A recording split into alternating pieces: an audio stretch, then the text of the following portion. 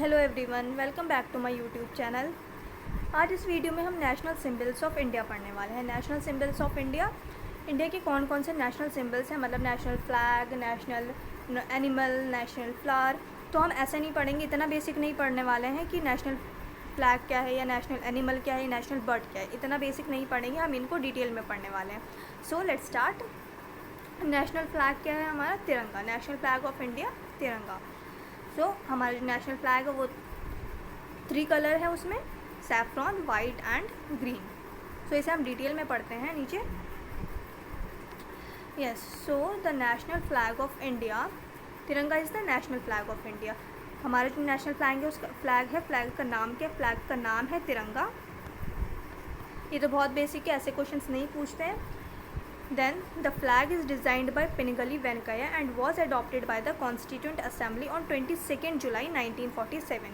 ये flag design किसने किया है? हमारा नेशनल फ्लैग यानी कि तिरंगा डिज़ाइन किसने किया? ये क्वेश्चन अक्सर एंट्रेंस एग्ज़ाम में पूछा जाता है, चाहे वो किसी यूनिवर्सिटी लेवल का एंट्रेंस एग्ज़ाम हो या फिर कोई भी गवर्नमेंट एग्ज़ाम हो, वहाँ पे ये क्वेश्चन अक्सर देखने को मिलता है, पूछ लिया जाता है रिपीट करके।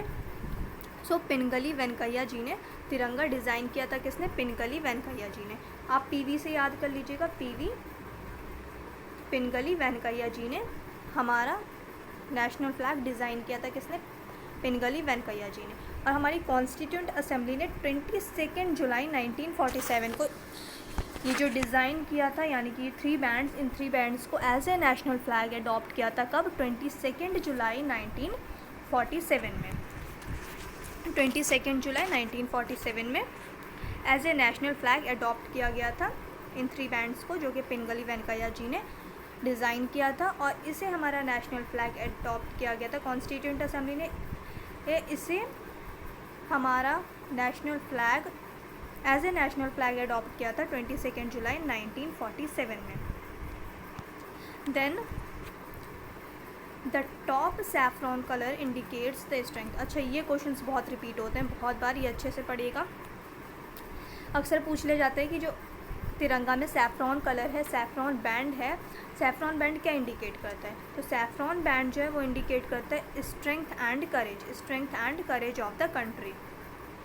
सो strength and courage, saffron band, ऐसे से याद कर लीजिएगा, इसको ऐसे याद कर लीजिएगा। मैं ऐसे पढ़ा रही हूँ कि आप लोगों को साथ साथ में याद होता जाए, अभी बार बार आपको वीडियो देखने की ज़रूरत ना पड़े। और अगर आपको अभी याद नहीं हो रहा तो रिपीट कर करके देखिए, आपको अभी याद हो जाएगा वीडियो में। सो इस तरीके से याद कर लीजिएगा। एस से क्या? एस से सैफ्रॉन होता है, सैफ्रॉन बैंड। ये जो सैफ्रॉन बैंड जो है फर्स्ट नंबर पे क्या होती है? सैफ्रॉन कलर की बैंड होती है सबसे ऊपर। एस से सैफ्रॉन एंड एस से स्ट्रेंथ। तो इस तरीके से याद कर लीजिएगा कि सैफ्रॉन, एस से सैफ्रॉन एंड एस से स्ट्रेंथ। स्ट्रेंथ इंडिकेट करते हैं सैफ्रॉन कलर, कंट्री की स्ट्रेंथ एंड कंट्री की करेज। कंट्री की the strength and courage of the country indicate करते हैं सैफ्रॉन कलर। तो इस तरीके से याद कर लीजिएगा, एस से सैफ्रॉन, एस से स्ट्रेंथ। देन उसके बाद है द वाइट मिडल बैंड, जो हमारा ये फिर बीच में है, जो मिडल में है वो वाइट कलर का बैंड है। वाइट कलर का बैंड जो है वो क्या इंडिकेट करता है? ये क्वेश्चंस बहुत पूछे जाते हैं, बैंड्स का पूछ लिया जाता है कि कौन सा बैंड क्या इंडिकेट करता है, क्या रिप्रेजेंट करता है। तो वाइट मिडल बैंड क्या इंडिकेट करता है? वाइट मिडल बैंड जो वो peace and truth, peace and truth indicate करता है वाइट बैंड। जैसे कि सफ़ेद कलर शांति का प्रतीक है, तो इस तरीके से याद कर लीजिएगा कि वाइट कलर जो है वो पीस इंडिकेट करता है एंड ट्रुथ इंडिकेट करता है। और ये किसके साथ है? वाइट बैंड पे एक धर्मचक्र भी है ब्लू कलर का। और ये धर्मचक्र कहाँ से अडॉप्ट किया गया है? ये Sarnath lion capital of Ashoka से, जो कि हमारा नेशनल एम्बलम है। नेशनल एम्बलम से ये धर्मचक्र अडॉप्ट किया गया है, इसे हमारे नेशनल फ्लैग में डिज़ाइन किया गया है। और फिर लास्ट बैंड जो हमारी ग्रीन कलर की है, ग्रीन कलर की बैंड क्या इंडिकेट करती है? ग्रीन कलर की बैंड जो है, ग्रीन कलर की बैंड इंडिकेट करती है fertility, growth and auspiciousness of the land. Of the land मतलब हमारी कंट्री की फर्टिलिटी, कंट्री की फर्टिलिटी, कंट्री की growth, auspiciousness green colour indicate करती है। Then its design is that of the wheel which appears on the abacus of the Sarnath Lion capital of Ashoka। ये मैंने आपको अभी बता दिया ऊपर। देन इसका डायामीटर, अच्छा इसके डायामीटर के बारे में बताइए कि ये जो ये जो धर्मचक्र है इसका डायामीटर क्या है, ये सर्कल है तो इसका डायामीटर यहाँ बताइए, its diameter approximates to the width of the white band. अच्छा यहाँ पे क्या है, यहाँ पे नंबर में नहीं बताया गया कितना डायमीटर, यहाँ बताया गया है कि वाइट बैंड जो ये जो मिडल वाली बैंड है इसकी विड्थ जितनी है, मतलब इसकी चौड़ाई जितनी है, ये चौड़ाई ऐसे है बैंड, ये वाला जो पार्ट है ये विड्थ जो है इसकी विड्थ का its diameter approximates to the width of the white band and it has 24 spokes. जितनी इसकी विड्थ की लेंथ है उतना इसका डायामीटर है किसका, धर्मचक्र का। और इसमें जैसे ये हमारा धर्मचक्र है फ्लैग में, और इसमें इस तरीके से लाइन है चरखे के जैसा, चरखा देखा है आप लोगों ने, व्हील भी हाँ पहिए की तरह भी है, या फिर जो चरखा होता है बहुत लोगों ने देखा होगा फ़ोटोज़ वगैरह में। तो ये जो लाइन्स हैं ऐसे ऐसे ऐसे ऐसे, ये इसको क्या कहते हैं, ये कितनी है, ये 24 है white band and it has 24 spokes. ठीक है, स्पोक्स है इसकी 24, ये कितनी है 24 स्पोक्स कितनी है, ये 24। अच्छा, और जो कॉम्पिटिटिव की तैयारी कर रहे हैं उनके लिए एक बात बता दूँ, ये जो स्पोक्स हैं ये 24 हैं, तो ये हर एक का जैसे 1 2 3, तो ये हर एक का नाम भी है।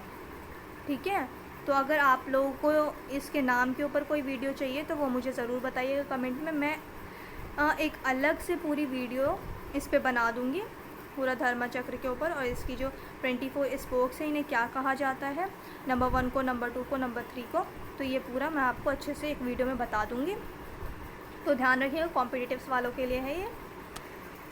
तो आगे देखते हैं, the design of the national flag was adopted by the, ये मैंने आपको ऊपर भी बताया था, एक और बार रिपीट कर देती हूँ, जो ये डिज़ाइन किया था, डिज़ाइन किसने किया था, पिनगली वेंकैया जी ने, और इसको एडॉप्ट किया था। ये जो डिज़ाइन किया हुआ हमारा फ्लैग था इसे हमारी कॉन्स्टिट्यूंट असेंबली ने, यानी कि इंडियन कॉन्स्टिट्यूंट असेंबली ने as a Indian national flag इसे अडॉप्ट किया था 22 जुलाई 1947 में। याद रख लीजिएगा, अभी याद कर लीजिएगा, जैसे जैसे बताती जा रही हूँ वैसे वैसे जहन में बिठाते जाइएगा अच्छे से।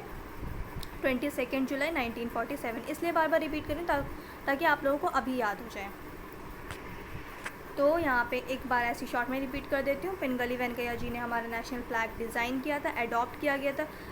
हर एक लाइन बहुत इंपॉर्टेंट है, ये सारे जो मैंने आपको बताया पैराग्राफ में, ये सब क्या है, ये समझ लीजिए बहुत इंपॉर्टेंट क्वेश्चंस हैं जो एंट्रेंस एग्जाम में पूछे जाते हैं। सो डिज़ाइन किया था पिनगली वेंकैया जी ने, अडॉप्ट किया था 22 जुलाई 1947 में।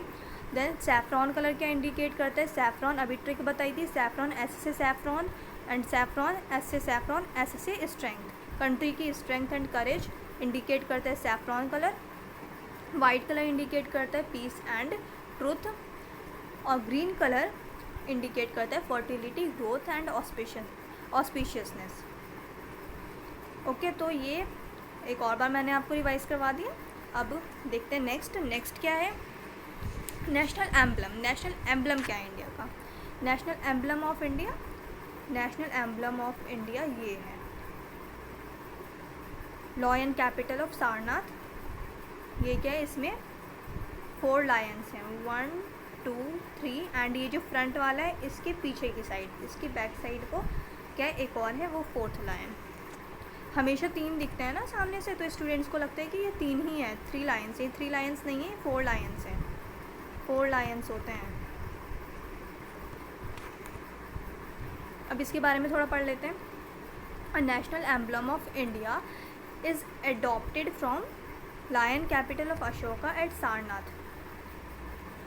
नेशनल एम्बलम ऑफ इंडिया, ये जो है, ये पिक्चर मैंने आपको अभी दिखाई, ये नेशनल एम्बलम इंडिया का है। और ये क्या है, ये lion capital of Ashoka at Sarnath. Sarnath जो है लॉयन कैपिटल वो करती थी किसकी, अशोका की। ये क्या, ये एंशियंट हिस्ट्री का पार्ट है, तो बस आप इतना याद कर लीजिए कि ये अडॉप्ट कहाँ से किया, ये क्या है, ये lion capital of Ashoka at Sarnath से अडॉप्ट किया गया हमारा नेशनल एम्बलम। और नेशनल एम्बलम ऐसे तो नहीं पूछेंगे पिक्चर देख करके कि नेशनल एम्बलम बताइए इसमें से कि कौन सी है, पर इसमें क्या पूछा जाता है, जैसे मोटो पूछ लेते हैं कि मोटो क्या है नेशनल एम्बलम का, तो हमारा जो मोटो है वो है सत्यमेव जयते, सत्यमेव जयते मोटो है। ट्रूथ अलोन ट्रायम्फ्स, सत्यमेव जयते का मतलब क्या है? हाँ, कितनी बार मतलब भी पूछते हैं कि सत्यमेव जयते का मतलब क्या है। सत्यमेव जयते का मतलब होता है ट्रुथ अलोन ट्रायम्फ्स। तो ये अच्छे से पढ़ लीजिएगा, ये बहुत रिपीटेड होते हैं, क्वेश्चन बहुत रिपीट होते हैं। मैंने बहुत क्वेश्चन पेपर से देखा है, तो मैंने सोचा एक वीडियो भी बना दूँ, इस पर आप लोगों को हेल्प हो जाएगी। देन इसके फीचर्स बताए गए, इट फीचर्स 4 एशियाटिक लॉयंस। अच्छा, और कितनी बार ये पूछ लेते हैं कि लॉयंस जो है, लॉयंस की भी अलग अलग रेस होती है ना, जैसे इंसानों की होती है वैसी होती है लॉयंस की भी। तो ये क्या, ये जो इसमें सारनाथ कैपिटल जो है, लॉयन कैपिटल ऑफ अशोका जो है, लॉयन कैपिटल ऑफ अशोका में जो ये लायंस हैं 4 लॉयंस, तो ये 4 लायंस जो है ये कौन से लॉयंस हैं? ये एशियाटिक लॉयंस हैं, एशियाटिक लॉयंस हैं। सो इंडिया कहाँ है? इंडिया कहाँ है? एशिया में है, तो जो उसमें लॉयंस है ऐसे याद कर लीजिए कि वो भी एशियाटिक लॉयंस हैं। Then standing back to back, मतलब बैक टू बैक खड़े हैं ये चारों स्टैंडिंग पोजीशन में, चारों लॉयंस। एक तो सामने आपको दिखते हैं, एक साइड में दिखते हैं, एक साइड में दिखते हैं, एक इसके पीछे है, ठीक है। तो टोटल 4 लॉयंस होते हैं। Then okay, a galloping horse, a bull and. अच्छा, और यहाँ पे ये पूरा उसका बताया गया जो हमारा नेशनल एम्बलम है कि उसमें और क्या क्या चीज़ें हैं। जैसे कि नीचे मैंने आपको बताया था कि धर्म चक्र है और 4 लॉयंस हैं, और ये सब चीज़ें क्या हैं, ये सब और डिटेल में बताइए कि नीचे और भी सिम्बल्स हैं, तो वो सब क्या क्या है। जैसे बेल शेप्ड लोटस है, व्हील्स हैं, ठीक है। तो ये सब चीज़ें बताई गई हैं, वो पूरा एम्बलम यहाँ पे पूरा अच्छे से ब्रीफ में मैंने लिखा है। और द नेशनल एम्बलम सिम्बोलाइजेस। अच्छा, कितनी बार ये पूछ लेते हैं कि जो नेशनल एम्बल है, जो नेशनल एम्बलम है वो क्या सिम्बलाइज़ करता है। सो वो power, courage, confidence, power, courage and confidence symbolise करता है national emblem of India. And at the bottom is the horse. अच्छा, ये पूरी फ़ोटो नहीं थी, ठीक से आपको क्लियर नहीं होगा यहाँ पे आप लोगों को क्लियर नहीं है। अच्छा, यहाँ पे आप देख रहे हैं ये क्या है, ये हॉर्स है। तो मैंने आपको बताया ना कि ये पूरा यहाँ पे क्या है, ये ब्रीफ में पूरा बताया हुआ है कि इसमें क्या क्या है। तो जैसे ये 4 लॉयंस है, ये धर्मा चक्र है, ये हॉर्स है, ये बुल है इस साइड को। तो ये पूरा बहुत अच्छे से नीचे बताया गया। तो ये अगर आपको यहाँ पे क्लियर है तो ये देखिए, यहाँ पे ये हॉर्स है, तो यहाँ पे ये बता रखा है। देखते हैं यहाँ पे क्या बताया है इसके बारे में, पढ़ते हैं। पहले तो नेशनल एम्बलम हमारा क्या क्या सिंबलाइज करता है। नेशनल एम्बलम सिंबलाइजेस पावर, करेज, कॉन्फिडेंस, मतलब वही चीज़ें हैं जो मैंने अभी नेशनल फ्लैग में आपको बताई है, ठीक है। जैसे कि स्ट्रेंथ कंट्री की, तो ये भी क्या है, पावर, करेज, कॉन्फिडेंस। और फिर जैसे अभी मैंने आपको हॉर्स दिखाया, बॉटम में हॉर्स था धर्मचक्र के साइड में, तो at the bottom is a horse and a bull. एक साइड हॉर्स दिखाया था, एक साइड मैंने आपको बुल भी दिखाया पिक्चर में, with beautiful wheel Dharmachakra at centre. और इसके सेंटर में क्या है, धर्मचक्र। तो वही बताया हुआ है जो मैंने ऊपर आपको फ़ोटो दिखाई, बस उसको यहाँ पे एक्सप्लेन किया है, ठीक है। देन आगे बढ़ते हैं। नेक्स्ट क्या है, नेशनल कैलेंडर। नेशनल कैलेंडर क्या है इंडिया का? नेशनल कैलेंडर भी पूछा जाता है, जैसे कि साका कैलेंडर जो हम फॉलो करते हैं जनवरी फरवरी, वो क्या है, वो क्रिश्चियन कैलेंडर है। जो इंडिया का नेशनल कैलेंडर है वो क्या है, वो साका कैलेंडर के नाम से उसे जाना जाता है। जैसे कि इंडिया में क्या होता है, साका कैलेंडर फॉलो किया जाता है, तो उसमें फर्स्ट मंथ जैसे चैत्रा होता है, सेकंड वैशाख होता है, थर्ड ज्येष्ठा, आषाढ़ा, श्रवणा। तो ये सब क्या है, ये 12 मंथ्स हैं, इंडियन नेशनल कैलेंडर के 12 मंथ्स हैं, ठीक है। तो यहाँ पे थोड़ा सा देख लेते हैं इसके बारे में। The Saka calendar was introduced by the calendar committee in 1957। अच्छा, तो Saka calendar as a national calendar कब इंट्रोड्यूस किया गया था, कब अडॉप्ट किया गया था? 1957 में। 1957 में साका कैलेंडर को as a national calendar adopt किया गया था 1957 में। ईयर याद कर लीजिएगा, पूछ लेते हैं ईयर कितनी बार। Then the usage of the Saka calendar was officially started at first Chaitra. तो अभी मैंने ऊपर बताया मंथ, फर्स्ट मंथ कौन सा होता है, फर्स्ट मंथ जो होता है वो चैत्रा होता है। फर्स्ट मंथ जैसे क्रिश्चियन कैलेंडर का फर्स्ट मंथ कौन सा होता है, जिसे हम फॉलो करते हैं, जनवरी। तो उसी तरीके से साका कैलेंडर का फर्स्ट मंथ होता है चैत्रा, फर्स्ट चैत्रा। 1879 साका एरा। अच्छा, ये साका एरा ये भी एंशंट इंडिया में जो रूलर्स थे उन लोगों ने इंट्रोड्यूस किया था, तो ये वो हमने अडॉप्ट किया है। जैसे कि हमने नेशनल एम्बलम भी जो है वो भी एंशंट इंडिया में जो रूलर हुआ करते थे, अशोका एक रूलर थे, उनके टाइम पीरियड का, उन्होंने जो पिलर्स बनवाए थे, तो उस पे ये लॉयंस जो हैं और ये सिंबल जो है ये वहाँ से अडॉप्ट किया हमने। उसी तरीके से ये कैलेंडर हमने अडॉप्ट किया साका एरा से। और 22 मार्च 1957 फर्स्ट चैत्रा 1979 साका एरा। अच्छा 1957 में जो क्रिश्चियन कैलेंडर के हिसाब से जो 1957 ईयर था हमारा 1957, तो 22 मार्च 1957 का जो दिन था वो एज ए साका कैलेंडर में वो कौन सा दिन था, साका कैलेंडर के हिसाब से वो ईयर था 1879 और 22 मार्च था क्रिश्चियन कैलेंडर के हिसाब से, और फर्स्ट यात्रा था साका कैलेंडर के हिसाब से। तो इतना ये नहीं पूछते, डेट्स वगैरह नहीं पूछते, बस इसमें जो एक चीज़ इम्पॉर्टेंट है वो इम्पॉर्टेंट है 1957 में अडॉप्ट किया गया था। और ये पूछ लेते हैं कि हाँ इंडियन नेशनल कैलेंडर जो है वो कौन सा कैलेंडर, तो वो साका कैलेंडर है इंडियन नेशनल कैलेंडर। नेक्स्ट देखते हैं नेशनल एंथम। इंडिया का नेशनल एंथम क्या है? इंडिया का नेशनल एंथम है जन गण मन। सो यहाँ पे ये मैंने पिक्चर लगाई है नेशनल एंथम की। नेशनल एंथम के बारे में पढ़ लेते हैं।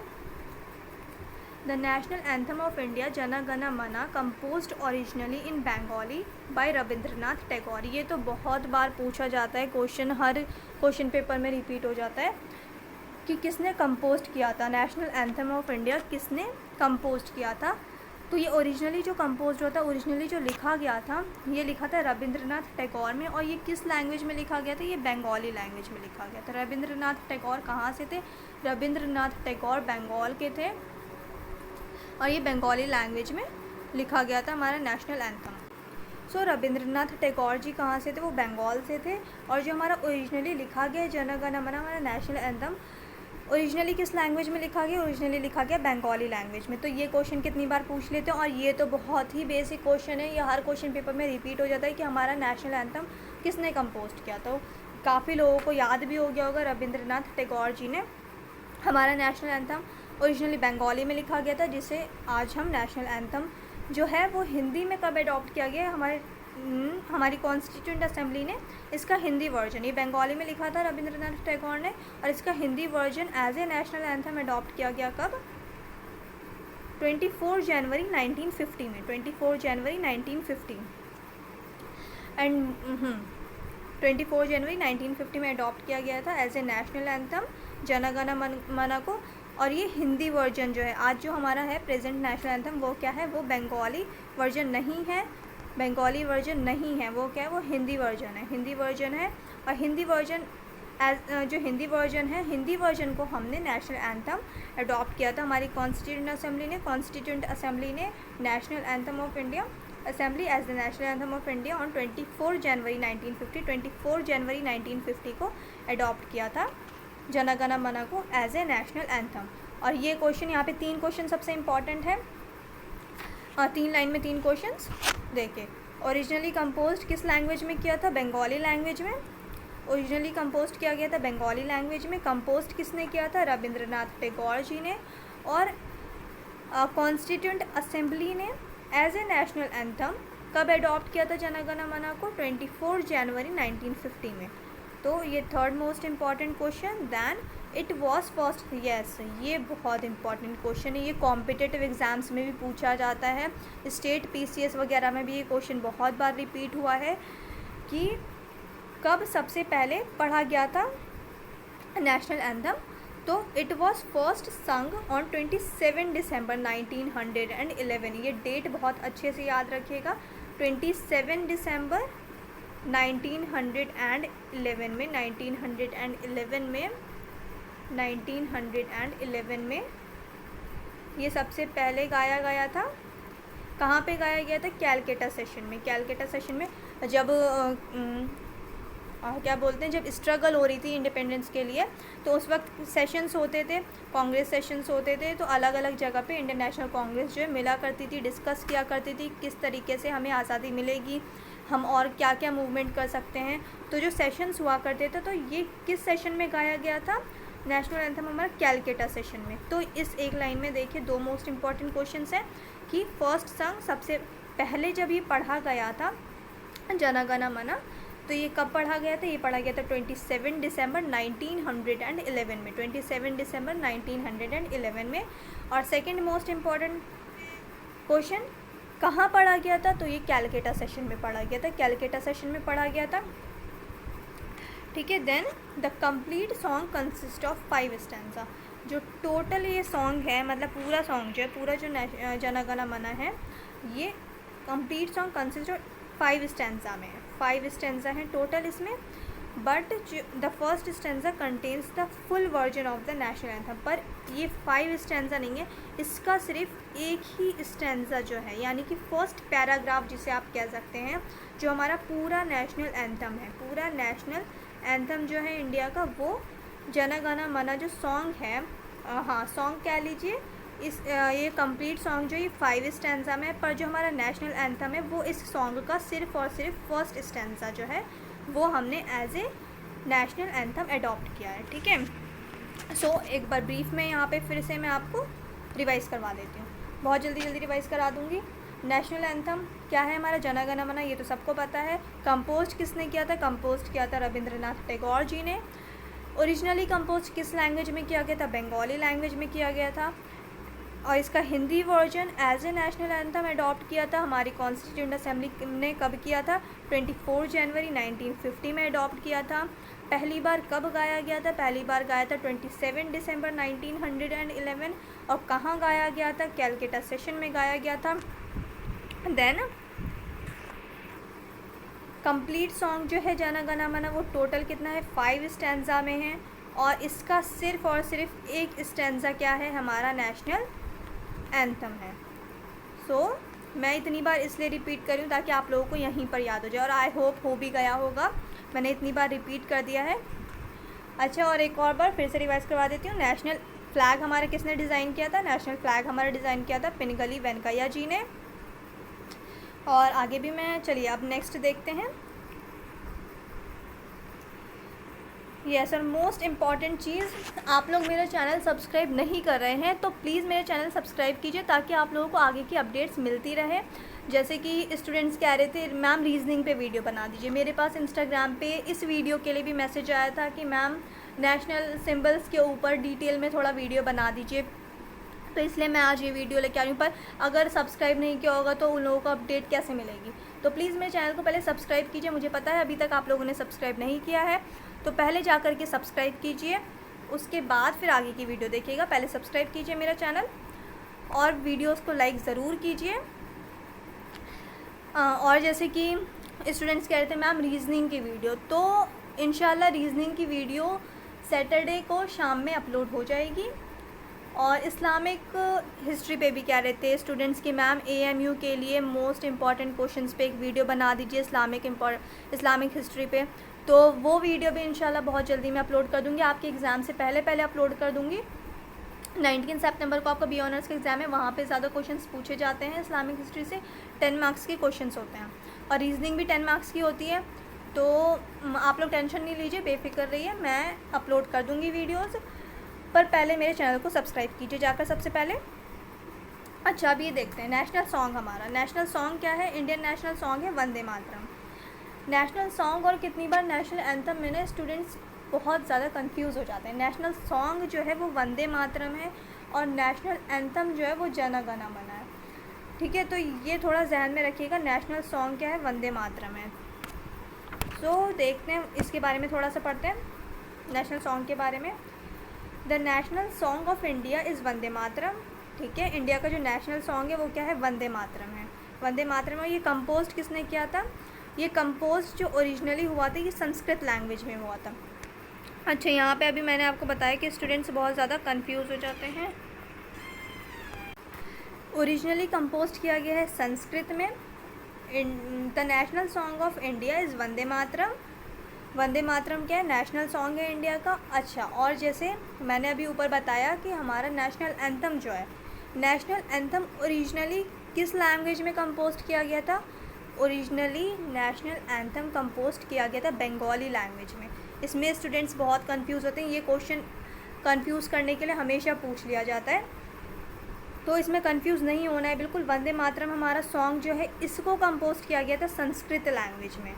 और नेशनल एंथम को किया गया था ओरिजिनली कंपोज्ड बंगाली लैंग्वेज में। सो वंदे मातरम संस्कृत लैंग्वेज में कंपोज किया गया था, और वंदे मातरम किसने कंपोज किया? बंकिम चंद्र चटर्जी ने, बंकिम चंद्र चटर्जी ने। देन ऑन जनवरी 24 और नेशनल एंथम किसने कंपोज किया? नेशनल एंथम के रविंद्रनाथ टैगोर ने। नेशनल सॉन्ग किसने किया? नेशनल सॉन्ग के बंकिम चंद्र चटर्जी जी ने। और नेशनल सॉन्ग संस्कृत लैंग्वेज में, नेशनल एंथम बंगाली लैंग्वेज में। Then on January 24, 1950 the president doctor Rajendra Prasad came up with a statement in the Constituent Assembly, the song Vande Mataram, which has played a historic part in the struggle for Indian freedom, shall be honored equally with Jana Gana Mana and shall have equal status with it. So doctor Rajendra Prasad ji ने 24 जनवरी 1950 को एक speech दी। उस speech में इन्होंने बोला कि वंदे मातरम जो है बहुत इम्पॉर्टेंट पार्ट रहा है इंडिपेंडेंट स्ट्रगल का, इंडियन फ्रीडम स्ट्रगल जो रही है उसका बहुत इम्पॉर्टेंट पार्ट रहा है वंदे मातरम सॉन्ग जो है। तो इसलिए वंदे मातरम को हम इक्वल स्टेटस देते हैं, मतलब इक्वल दर्जा देते हैं, इक्वल सम्मान देते हैं। किसके? मतलब इक्वल स्टेटस देते हैं किसको? वंदे मातरम को। किसके इक्वली? नेशनल एंथम के इक्वल। ठीक है, जैसे जन गण मन जितनी ज़्यादा इम्पोर्टेंस हमारे नेशनल एंथम की है उतनी ही ज़्यादा इम्पोर्टेंस किसकी है? हमारे नेशनल सॉन्ग की है। ठीक है, अच्छा। और राजेंद्र प्रसाद, डॉक्टर राजेंद्र प्रसाद जो हैं ये इंडिया के फर्स्ट इंडिपेंडेंट इंडिया के फर्स्ट प्रेसिडेंट भी हैं। ठीक है, यहाँ पे मैं थोड़ा साफ कर दूँ, क्लियर कर दूँ। यस, तो अब देखिए मैं दोबारा एक बार रिपीट कर दूँ। The song of India is Vande Mataram. जो नेशनल सॉन्ग ऑफ इंडिया वो वंदे मातरम है। ठीक है, कंपोज किया गया ओरिजिनली वंदे मातरम संस्कृत लैंग्वेज में। कंफ्यूज मत होइए का, बार बार इसीलिए रिपीट कर रही हूँ ताकि साथ साथ में याद होता जाए। तो Vande Mataram national song compose किया है संस्कृत लैंग्वेज में। किसने कंपोज किया है? बंकिम चंद्र चटर्जी जी ने। और 24 जनवरी 1950 में डॉक्टर राजेंद्र प्रसाद ने, ये स्पीच तो मैंने आपको बता दी, पूरी स्पीच मतलब स्पीच का थोड़ा सा पार्ट है कि इक्वल स्टेटस दिया जाएगा किसी वंदे मातरम को, यानी कि नेशनल सॉन्ग को। सो डॉक्टर राजेंद्र प्रसाद कौन थे? डॉक्टर राजेंद्र प्रसाद हमारे फर्स्ट प्रेसिडेंट थे। फर्स्ट प्रेसिडेंट ऑफ इंडिया कौन थे? फर्स्ट प्रेसिडेंट ऑफ इंडिया थे डॉक्टर राजेंद्र प्रसाद। अच्छा, और डॉक्टर राजेंद्र प्रसाद से रिलेटेड एक और क्वेश्चन पूछा जाता है कि कॉन्स्टिट्यूंट असेंबली के फर्स्ट प्रेसिडेंट कौन थे? तो डॉक्टर राजेंद्र प्रसाद जो हैं ये हमारी कॉन्स्टिट्यूंट असेंबली के भी फर्स्ट प्रेसिडेंट थे। कौन? डॉक्टर राजेंद्र प्रसाद। और हमारी कंट्री के भी जो फर्स्ट प्रेसिडेंट थे, इंडिपेंडेंट इंडिया के फर्स्ट प्रेसिडेंट जो थे वो कौन थे? Doctor Rajendra Prasad. Next, the first political occasion when Vande Mataram was संग was the 1896 session of the Indian National Congress. The song was a part of Bankim Chandra's most famous novel आनंद मत। अच्छा, यहाँ पे देखिए कितनी इंपॉर्टेंट चीज़ें हैं अब इस लाइन में कि ये क्वेश्चन पूछ लिया जाता है कि पहली बार वो कौन सा पॉलिटिकल ओकेजन था जहाँ वंदे मातरम सॉन्ग जो है, हमारा नेशनल सॉन्ग जो है वो पढ़ा गया था पहली बार या गाया गया था। तो Vande Mataram first political occasion कौन सा था? 1896 सेशन। 1896 ईयर जो है, 1896 ईयर में एक सेशन हुआ था इंडियन नेशनल कांग्रेस का। 1896 में एक सेशन हुआ था। ये फर्स्ट पॉलिटिकल ओकेजन था जहाँ वंदे मातरम गाया गया था। अच्छा, और कितनी बार ये पूछ लेते हैं कि ये सॉन्ग जो है, नेशनल सॉन्ग जो है हमारा, ये किस नॉवेल का पार्ट है? तो ये किस नॉवेल का पार्ट है? बंकिम चंद्र जी की बहुत फेमस नॉवेल है एक आनंद मत। आनंद मत नॉवेल का पार्ट है वंदे मातरम सॉन्ग। सो इतने इम्पॉर्टेंट क्वेश्चंस हैं यहाँ पे, बहुत अच्छे से बहुत ध्यान से पढ़िएगा। आनंद मत क्या है? आनंद मत नॉवेल है, किसकी नॉवेल? अच्छा, ऐसे भी क्वेश्चंस पूछ लेते हैं कि आनंद मत किसकी नॉवेल? तो किसकी नॉवेल है? बंकिम चंद्र चटर्जी जी की नॉवेल है। और कितनी बार ये पूछ लेते हैं कि आनंद मत नॉवेल किस ईयर में लिखी गई थी? तो 1882 में लिखी गई थी, 1882 में। और वंदे मातरम किसका पार्ट है? वंदे मातरम सॉन्ग इस नॉवेल का पार्ट है। आनंद मत नॉवेल 1882 में लिखी गई थी, लिखी थी बंकिम चंद्र चटर्जी जी ने। और वंदे मातरम सॉन्ग जो है वो आनंदमठ नॉवेल का पार्ट है। फर्स्ट पॉलिटिकल ओकेजन कौन सा था जहां वंदे मातरम गाया गया था? वंदे मातरम गाया गया था पहली बार 1896 में इंडियन नेशनल कांग्रेस सेशन में। ठीक है। अच्छा, और एक यहाँ पे एक इम्पॉर्टेंट क्वेश्चन और बता देती हूँ। इंडियन नेशनल कांग्रेस इस्टेब्लिश कब हुई थी? इंडियन नेशनल कांग्रेस इस्टेब्लिश हुई थी 1885 में। 1885 में इंडियन नेशनल कांग्रेस इस्टेब्लिश हुई थी, as a political party establish हुई थी इंडियन नेशनल कांग्रेस कब? 1885 में। जिसे आज हम जनरली कांग्रेस पार्टी बोल लेते हैं, वही है क्या है? Indian national Congress. Indian national Congress 1885 में इस्टेब्लिश हुई थी। देन नेक्स्ट है national currency. National currency, yes, ये भी बहुत इम्पॉर्टेंट पार्ट है। नेशनल करेंसी जो है वो क्या है? इंडियन रुपी। इंडियन रुपी क्या है हमारी? जैसे कि अमेरिका की करेंसी क्या है? अमेरिकन करेंसी है डॉलर। डॉलर जो है वो अमेरिकन करेंसी है। उसी तरह रुपी जो है, इंडियन रुपी, अच्छा, रुपी जो है वो पाकिस्तान की भी करेंसी है, पर हमारी जो करेंसी है वो इंडियन रुपी करेंसी है। उसका सिंबल है ऐसे, हिंदी वाला रा और ऊपर 2 लाइंस। तो ये जो है हमारा नेशनल करेंसी है क्या? Indian rupee. ये देखिए यहाँ पे मैंने इसलिए पिक्चर भी एडिट करी हुई है। देन इसके बारे में थोड़ा पढ़ते हैं। The Indian rupee is the official currency of the republic of India. India की ऑफिशियल करेंसी है Indian rupee. Then the issuance of the currency is controlled by the reserve bank of India. ठीक है, वो तो सबको पता है, RBI control करती है। पूरा फाइनेंस मैटर जो होता है आरबीआई कंट्रोल करती है। Then the Indian rupee symbol is derived from the Devanagari consonant ra. हाँ, ये मैंने आपको ऊपर बताया कि जो हिंदी में अक्षर होते हैं तो हिंदी वाले उसको क्या बोला जाता है? देवनागरी बोला जाता है। देवनागरी लिपि जिसे बोला जाता है, या स्क्रिप्ट बोल लीजिए। देवनागरी स्क्रिप्ट जो होती है, हिंदी लैंग्वेज की स्क्रिप्ट कौन सी होती है? देवनागरी स्क्रिप्ट। तो यहाँ पे यही लिखा गया, ये जो रा है तो ये देवनागरी स्क्रिप्ट से लिया गया है। And the Latin letter R, और जो इंग्लिश लेटर होता है, ये लैटिन लेटर कह लीजिए आर वॉज एडॉप्टेड इन 2010। और ये अडॉप्ट कब किया गया था? ये फिर यहाँ पे इंपॉर्टेंट क्वेश्चन आ जाता है क्या कि अडॉप्ट कब किया था? अडॉप्ट जो ये वाला सिंबल है, ये वाला सिंबल कब अडॉप्ट किया गया था? 2010 में। अच्छा, और पहले किया था? पहले कुछ नहीं था, पहले हम RS लिखा करते थे ना, ऐसी सिंपल RS, रुपीज़ ऐसे लिख दिया करते थे RS। अब कैसे लिखते हैं? अब ऐसे लिखा जाता है।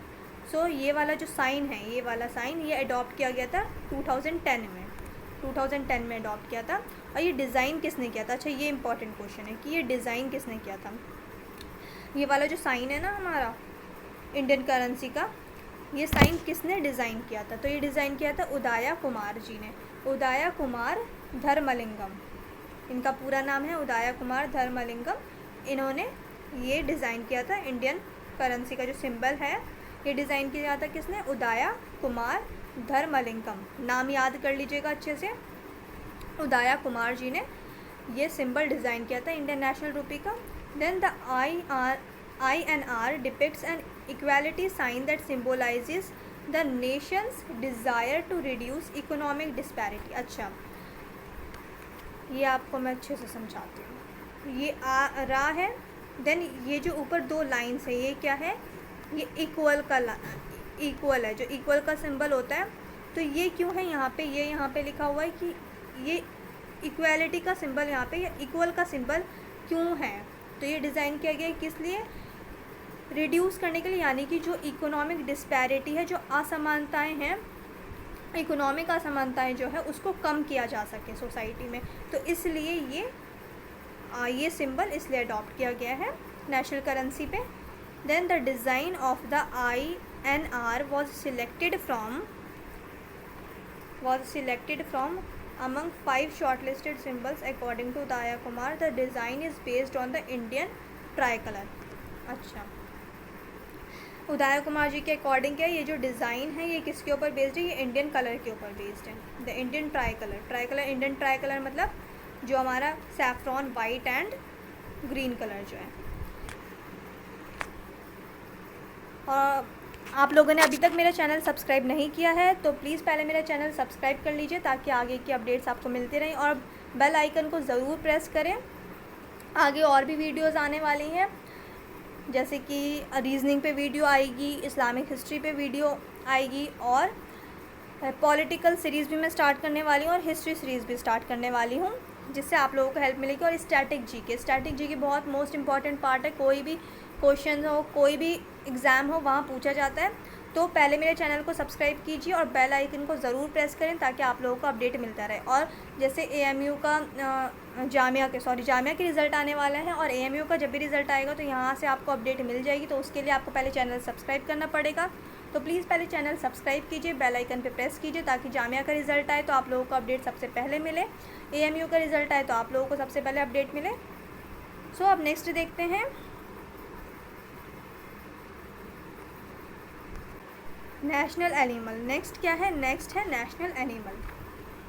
नेशनल एनिमल हमारा नेक्स्ट है। पहले अभी हमने नेशनल रूपी पढ़ा, देन नेशनल एनिमल। अच्छा 1 सेकेंड, मैं आपको एक और चीज़ बताती हूँ। ऊपर बहुत इंपॉर्टेंट क्वेश्चन छूट गया, बहुत इंपॉर्टेंट चीज़ छूट गई यहाँ पे। यस, ये क्वेश्चन रिपीट हो जाता है।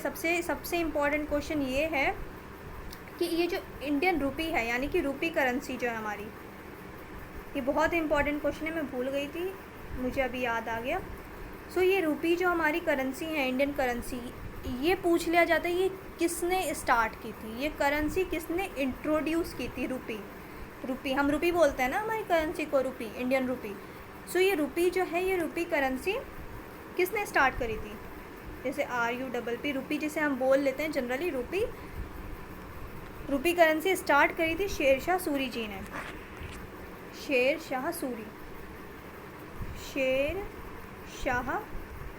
सूरी जो प्रेजेंट इंडियन करेंसी है, ये किसने अडॉप्ट करी थी, किसने इंट्रोड्यूस करी थी? ये इंट्रोड्यूस करी थी शेरशाह सूरी जी ने। अच्छा, आप कितने स्टूडेंट्स बोलेंगे कि मैम पाकिस्तान की भी आपने बताया रूपी है। तो बेटा पाकिस्तान पहले इंडिया का पार्ट हुआ करता था। पाकिस्तान, नेपाल और बांग्लादेश, ये सब क्या था, ये पहले इंडिया का ही पार्ट हुआ करता था। हमारा इंडिया पहले बहुत ज़्यादा बड़ा था। सो जो ये रूलर्स थे, पर इन्होंने जैसे ये अच्छा, अगर आपको मेडिवल यहाँ पे मैं नहीं समझा सकती, वीडियो ऑलरेडी बहुत लेंथी हो गई। तो शेरशाह सूरी जो थे, ये रूलर हुआ करते थे मुग़ल टाइम पे। मतलब ये मेडिवल हिस्ट्री का पार्ट है, पर ये बहुत लेंथी टॉपिक हो जाएगा। ये मुग़ल्स के बीच में इन्होंने रूल किया था। मतलब मुग़ल से स्टार्ट हुए थे 1526 में मुग़ल रूल, अब इसके बीच में ही इन्होंने रूल किया था। तो वो एक अलग स्टोरी है, उसमें नहीं जाते हैं। अगर आपको चाहिए होगी मेडिवल हिस्ट्री पे तो ज़रूर बताइएगा, मैं वीडियो बना दूँगी।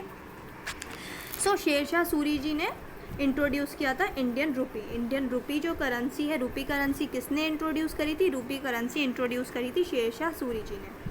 शेरशाह सूरी रूलर थे, ठीक है। देन अच्छा, ये थोड़ा सा एक बार रिवाइज़ करवा देते हैं। हाँ, इसमें ज़्यादा इंपॉर्टेंट क्वेश्चन ये 3 ही क्वेश्चन थे, बहुत इंपॉर्टेंट, पर मैंने आपको अच्छे से क्लियर कर दिया है। हाँ, जैसे कि यहाँ पे एक तो इम्पॉर्टेंट क्वेश्चन ये बन जाता है कि हाँ, ये रूपी जो है हमारा सिंबल है, ये कब अडॉप्ट किया गया था? तो ये अडॉप्ट किया गया था 2010 में। देन एक इम्पॉर्टेंट क्वेश्चन बनता है, डिज़ाइन किसने किया था? यस, इसको डिज़ाइन किसने किया था? ये डिज़ाइन किसने किया है? ये कि उदया कुमार धर्मलिंगम जी ने ये डिज़ाइन किया है, ये सिंबल डिज़ाइन किया है उदया कुमार धर्मलिंगम जी ने। ये एक इम्पॉर्टेंट क्वेश्चन था। और यस, और एक ये क्वेश्चन कि इक्वालिटी का साइन क्यों है? तो इक्वालिटी का साइन इसलिए है, रिड्यूस इकोनॉमिक डिस्पैरिटी को कम करने के लिए, रिड्यूस करने के लिए इसको इसलिए इक्वालिटी का साइन दिया गया, ताकि सोसाइटी में जो इनइक्वालिटीज़ हैं, इकोनॉमिक डिस्पैरिटीज़ हैं, इसको कम किया जा सके, ठीक है। एक इम्पॉर्टेंट क्वेश्चन ये है कि इक्वालिटी का साइन क्यों है इसमें। एंड देन हाँ, और सबसे मोस्ट इम्पॉर्टेंट क्वेश्चन क्या है? मोस्ट इम्पॉर्टेंट क्वेश्चन कि ये यानी कि इंडियन रूपी करेंसी किसने इंट्रोड्यूस किया था? तो शेरशाह सूरी जी ने। एस याद कर लीजिएगा, 3S ऐसे याद कर लीजिएगा, 3S, शेरशाह सूरी। ओके, ये सबसे इम्पॉर्टेंट क्वेश्चन है इस पार्ट में, सबसे इम्पॉर्टेंट क्वेश्चन यही है। और second most important question, design किसने किया? अभी वाली करेंसी, जो अभी वाला जो डिज़ाइन है, ये किसने डिज़ाइन किया था? सो अब नेक्स्ट देखते हैं। आप लोगों ने अभी तक मेरा चैनल सब्सक्राइब नहीं किया है, प्लीज़ पहले सब्सक्राइब करें जाके, ताकि आगे की अपडेट आपको मिलती रहे। सो अब है नेशनल एनिमल कौन सा है? नेशनल एनिमल क्या, सबको पता है, बंगाल टाइगर जो है वो नेशनल एनिमल है इंडिया का। ये हमारा क्या, ये हमारा नेशनल एनिमल है। तो इसके बारे में थोड़ा सा पढ़ लेते हैं। Yes, royal Bengal tiger yes, royal Bengal tiger is the national animal of India. Royal Bengal tiger, अच्छा टाइगर तो है, टाइगर क्या है, टाइगर तो है हमारा नेशनल एनिमल, पर कौन सा टाइगर है, royal Bengal tiger. Royal Bengal tiger जो है वो इंडिया का नेशनल एनिमल है। पर ये ऐसे क्वेश्चंस तो नहीं पूछेंगे कॉम्पिटिटिव्स में, पर मैंने यहाँ पे बता दिया जनरली ऐसी।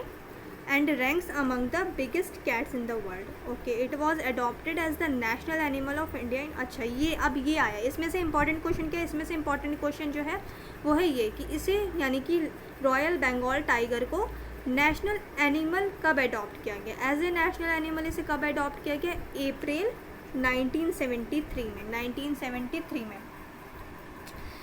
अप्रैल 1973 में as a national animal adopt किया गया किसे, टाइगर को, बंगाल, रॉयल बंगाल टाइगर को। ओके, तो इस वीडियो में आज हम इतना ही पढ़ते हैं। वीडियो ऑलरेडी बहुत लेंथी हो गई, मैंने सोचा था मैं आपको इसी पार्ट में करवा दूंगी ये पूरी, पर नहीं, मुझे एक सेकंड पार्ट भी बनाना पड़ेगा। सो आज हमने इसमें कुछ डिस्कस किया और सेकंड पार्ट में बाकी के जो बचे हुए हैं वो हम सेकंड पार्ट में डिस्कस कर लेंगे। इंडियन नेशनल सिंबल्स के बारे में बहुत सारे सिंबल्स अभी और बचे हैं, काफ़ी हैं, तो इसमें हमने थोड़े से डिस्कस किए, थोड़े से नेक्स्ट पार्ट में डिस्कस कर लेंगे। मैं कोशिश करूँगी नेक्स्ट पार्ट में मैं कंप्लीट कर दूँ, वरना नहीं होगा क्योंकि नेशनल सिंबल्स बहुत ज़्यादा हैं। तो अगर नहीं होगा तो मुझे थर्ड पार्ट भी बनाना पड़ेगा। सो देखते हैं, मैं ट्राई करूँगी कि 2 पार्ट्स में कंप्लीट हो जाए। पर अभी तक आप लोगों ने मेरे चैनल सब्सक्राइब नहीं किया है तो प्लीज़ पहले सब्सक्राइब करें ताकि आपको आगे की अपडेट्स मिलती रहें, और बेल आइकन पे ज़रूर प्रेस करें।